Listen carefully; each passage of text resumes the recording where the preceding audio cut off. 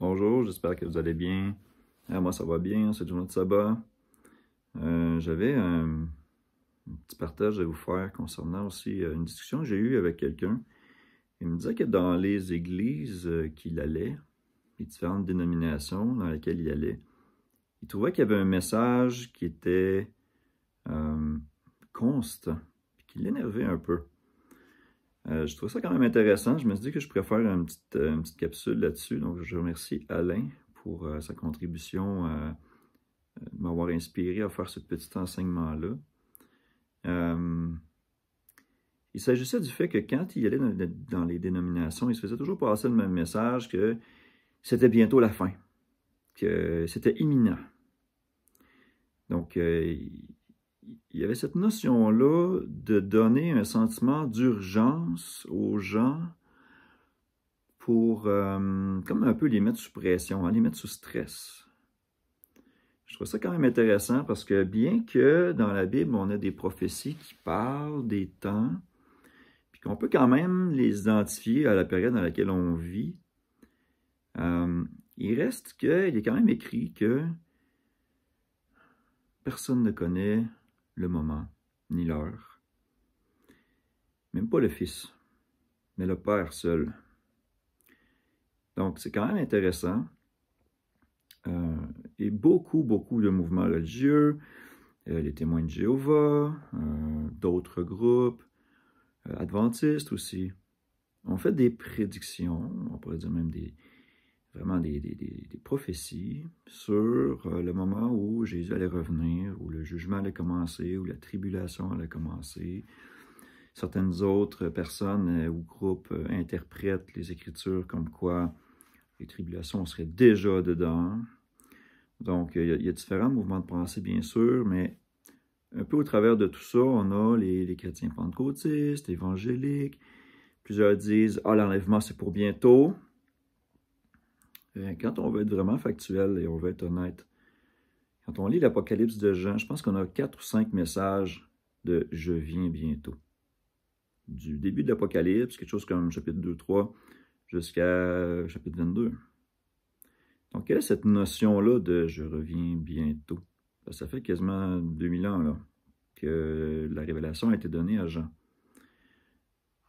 On peut avancer toutes sortes de théories, de dire « Ah, ben le temps, il n'est pas calculé de la même façon par Dieu que par nous ». On avance certains textes comme de Pierre pour dire que pour Dieu, un jour, c'est comme 1000 ans pour un jour, des choses comme ça. Oui, on peut aller dans cette théorie-là. Reste que le temps est mesuré par le mouvement des astres. Si ça vous intéresse plus, allez voir la liste de lecture sur le calendrier. Pour ce qui est de faire les choses en leur temps, Dieu fait les choses en son temps. Et le cycle des fêtes sont des moments prescrits où Dieu fait les choses en leur temps. Il a envoyé son Fils mourir à la croix exactement au temps de la Pâque. La résurrection est arrivée au temps de la gerbe agitée. La fête des pains sans levain également dans la même période. À la Pentecôte, il y a eu la distribution de l'Esprit. Et les fêtes de l'automne sont encore en attente d'accomplissement. Donc, comme je fais un peu les explications de ça dans le partage en direct série 1, quand je parle des fêtes et je parle un peu de leur moment prophétique, je crois que c'est une erreur d'essayer de vouloir mettre de la pression ou de s'essayer à des dates. On a vu beaucoup de cette tendance-là aussi d'ailleurs dans la, on va dire, crise de la COVID. Beaucoup ont vu le fait d'interdire l'accès au commerce ou d'obliger le vaccin, qu'on pensait que c'était la marque de la bête. Et donc, on fait des prédictions sur des gros événements qui allaient se passer. J'en ai entendu toutes les sortes. Que la Chine allait envahir les Amériques, que plein de choses. Et évidemment, rien de tout ça est arrivé. On a un avertissement dans la loi en Deutéronome. Je retrouve le passage, je vous le mettrai à l'écran. Mais ça dit que si quelqu'un fait une prédiction et que les choses n'arrivent pas, de ne pas avoir peur de lui. Parce qu'en réalité, donc, ce n'est pas Dieu qui parle par cette personne. de ne pas la craindre. Jusqu'en Deutéronome 18, je ne suis pas certain.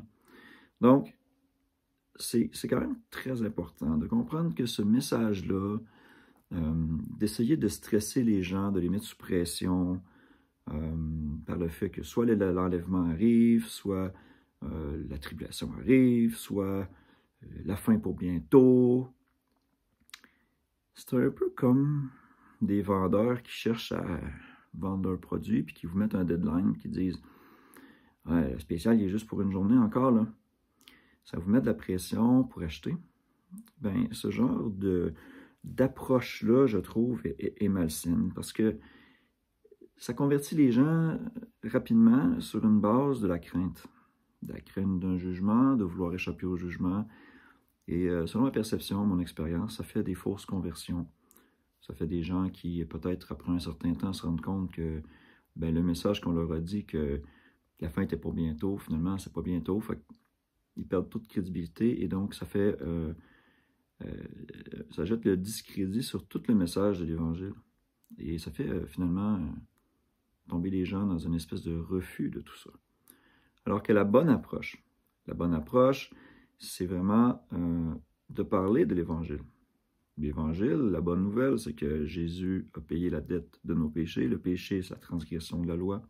Alors, allez lire la loi, de reconnaître nos torts là-dedans, de se repentir, que Dieu est miséricordieux envers ceux qui reconnaissent leurs torts et qui commencent à faire la bonne chose. Hein?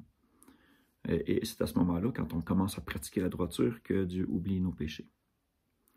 Donc, je crois que ça, c'est la bonne approche, même si ce n'est pas celle qui est la plus appréciée, on pourrait le dire.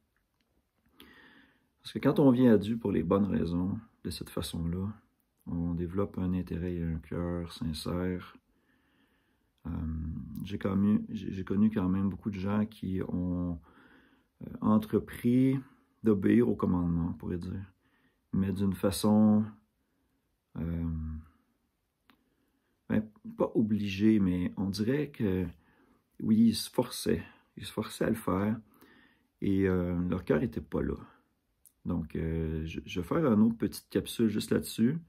Mais tout ce que je voulais vous faire comme petit exposé aujourd'hui, c'était simplement que le message qu'on passe dans les églises, que c'est imminent, que c'est pour bientôt et tout ça, faut pas se laisser convaincre de se convertir par un sentiment d'urgence de cette manière-là.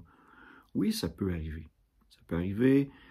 C'est pas toujours nécessairement une mauvaise chose, c'est pas ça que je veux dire, mais c'est un message qui est omniprésent et ça met un genre de pression, je crois, qui n'est pas celle de l'Évangile.